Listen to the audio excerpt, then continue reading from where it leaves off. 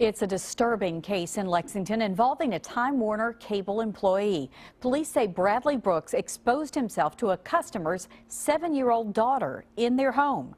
WKYT's Mark Barber is outside the Fayette County Court complex now with more on the charges he faces.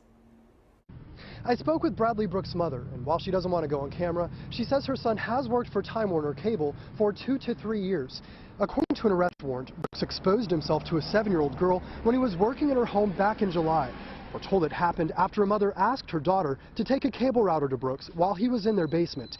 The mother says when the girl came out of the basement, something had changed. She wasn't acting like herself. According to an arrest warrant, during a forensic interview, the child said Brooks exposed himself to her and then touched himself inappropriately.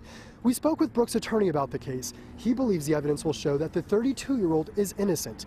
Brooks' mother tells us after the alleged abuse was reported, Time Warner Cable didn't fire him because there were serious doubts about the story. Instead, she says the cable company had him in counseling for depression. At this time, we are still waiting to hear back from Time Warner Cable. We have a call in asking about their screening process for employees who make house calls, and we're also trying to figure out which neighborhoods Brooks visited. Police say the 32-year-old was arrested yesterday morning after he was involved in a crash near Midland and East 2nd Street. Investigators say he was under the influence of drugs during the crash. His mother tells us he was taking prescription medication for his depression. The 32-year-old will be arraigned on one count of first-degree sexual abuse at 1 o'clock this afternoon. His attorney tells us he will enter a not guilty plea. In Lexington, Mark Barber, WKYT.